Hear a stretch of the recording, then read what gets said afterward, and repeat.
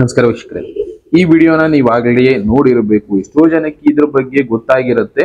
ಪುರಾಣ ಮತ್ತೆ ಮರಿಕಳಿಸುತ್ತಾ ನಾವು ಇಷ್ಟಿನ ಮತ್ತೆ ನೋಡ್ತೀವ. ಮತ್ಸ್ಯ ಪುರಾಣದಲ್ಲಿ ತಿಳಿಸಿದಂತದ್ದನ್ನ ಮತ್ತೆ ಈಗ ಒಬ್ಬ ಮಾಡೋದಕ್ಕೆ ಶುರು ಮಾಡಿದಾನೆ.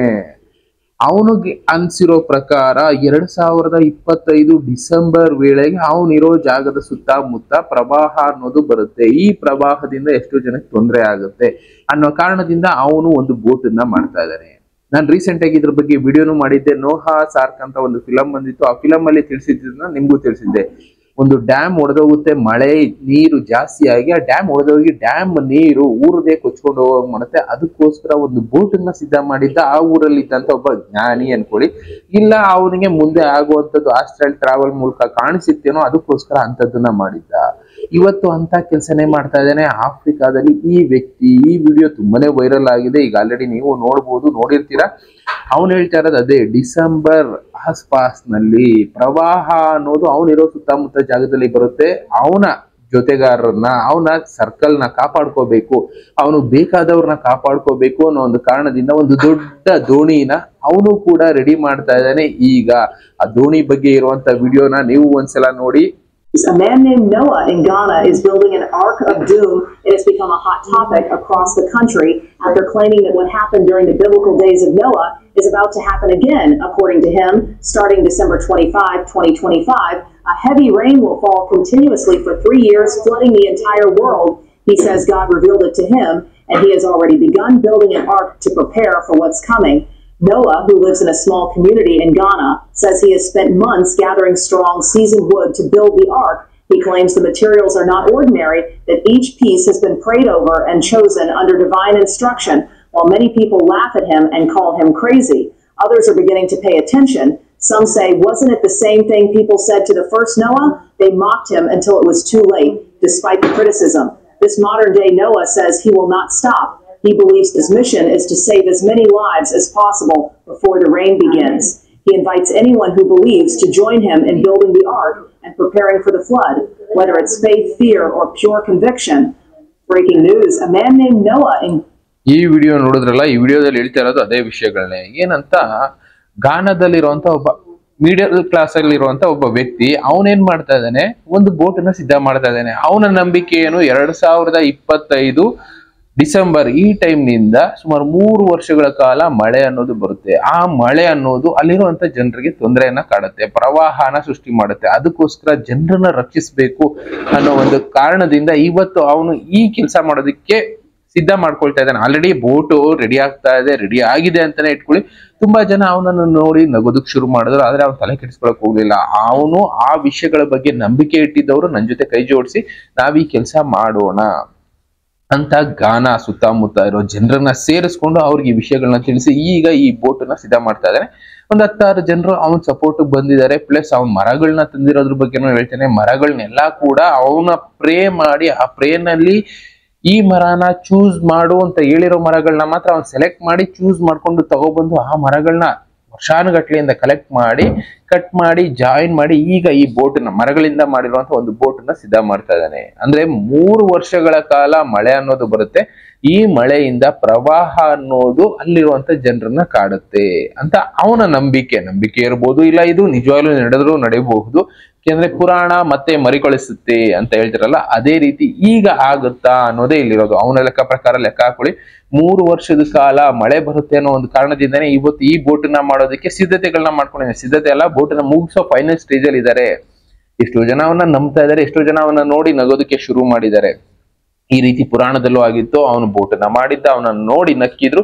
ಎಷ್ಟೋ ಜನ ಅವನಿಗೆ ಸಪೋರ್ಟು ಮಾಡಿದ್ರು. ಸಪೋರ್ಟ್ ಮಾಡಿದವರು ಬದುಕೊಂಡ್ರು, ಇನ್ನು ಉಳಿದವರು ಹೋಗಿದ್ರು ಪ್ರವಾಹದಲ್ಲಿ.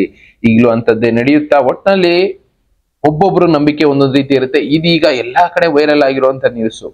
ಅಂದ್ರೆ 2025 ಡಿಸೆಂಬರ್ ಇಂದ ಭೀಕರ ಮಳೆ ಬರುತ್ತೆ ಅನ್ನೋದು ಇಲ್ಲಿ ಒಂದು ಅವ್ನು ಮಾಡ್ಕೊಳ್ತಾ ಇರೋ ಸಿದ್ಧತೆ. ಅದು ಆ ಪ್ರದೇಶಕ್ಕೆ ಇರ್ಬೋದು, ಹೇಳೋದಕ್ಕಾಗೋದಿಲ್ಲ. ಕೆಲವೊಬ್ಬರಿಗೆ ಮುಂದೆ ಆಗುವಂತದ್ದು ಇನ್ಸಿಡೆಂಟ್ಗಳು ಮುನ್ಸೂಚನೆ ಕೊಡುತ್ತೆ ಅಂತ ಹೇಳ್ತಾರಲ್ಲ, ಆ ರೀತಿ ಮುನ್ಸೂಚನೆ ಏನಾದ್ರೂ ಇವನಿಗೆ ಸಿಕ್ಕಿರಬಹುದು, ಇಲ್ಲ ಟ್ರಾವೆಲ್ ಅಲ್ಲಿ ನೋಡಿರಬಹುದು, ಇಲ್ಲ ಇಮ್ಯಾಜಿನೇಷನ್ ಇರಬಹುದು. ಯಾವುದು ಎಕ್ಸಾಕ್ಟ್ ಆಗಿ ಹೇಳೋದಕ್ಕಾಗಲ್ಲ. ಏಕೆಂದ್ರೆ ನಡಿಲಿಲ್ಲ ಅಂದ್ರೆ ಜನಕ್ಕೆ ನಂಬಿಕೆ ಹೊರಟೋಗ್ಬಿಡುತ್ತೆ.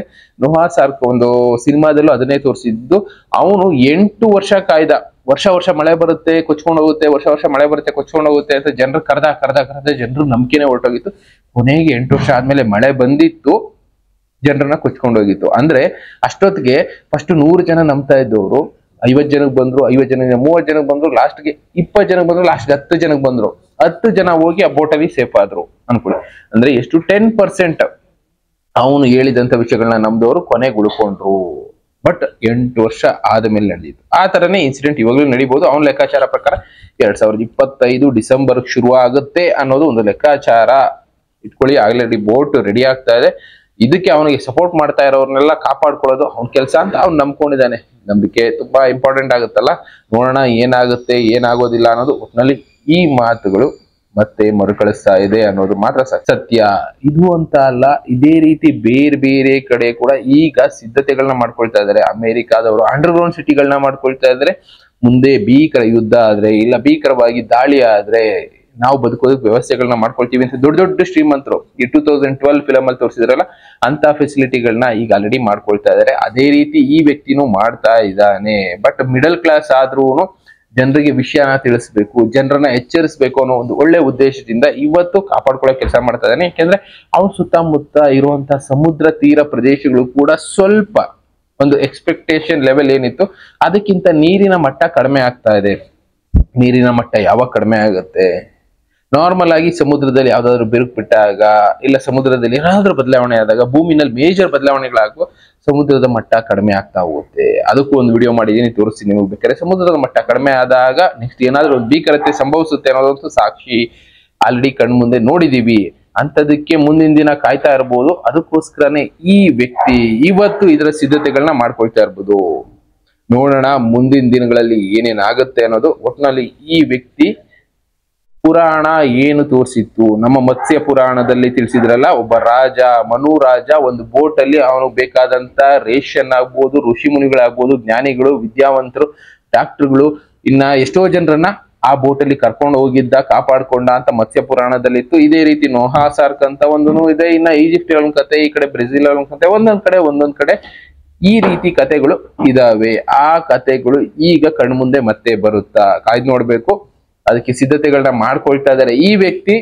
ನಮ್ಮಲ್ಲೂ ಈ ತರ ಸಿದ್ಧತೆಗಳು ಮಾಡ್ಕೊಳ್ತಾ ಇರಬಹುದು.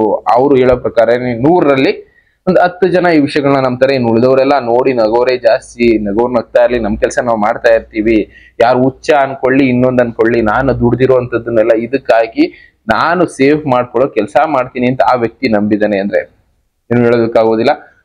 ಇದು ಮಾತ್ರ ತುಂಬಾನೇ ವಿಷಯ ಎಲ್ಲಾ ಕಡೆ ವೈರಲ್ ಆಗಿರೋದು. ನೀವು ಬೇಕಾದ್ರೆ ಹುಡುಕಿ ಬೇಕಾದ್ರೆ ನಿಮ್ಗೂ ಸಿಗುತ್ತೆ. ಇಂಥ ವಿಷಯಗಳು ತುಂಬಾ ಜನ ಮಾಡ್ಕೊಳ್ತಾ ಇದ್ದಾರೆ. ಸಿದ್ಧತೆ ಅಂತ. ಆ ಸಿದ್ಧತೆಗೆ ವೇಟಿಂಗ್ ಇದೆಯೇನೋ ಟೈಮು. ಕಾಯ್ದು ನೋಡೋಣ. ಇನ್ನ ಬೇರೆ ವಿಷಯಗಳ ಜೊತೆ ನಾನು ಮತ್ತೆ ಸಿಗ್ತೀನಿ. Thank you, good bye.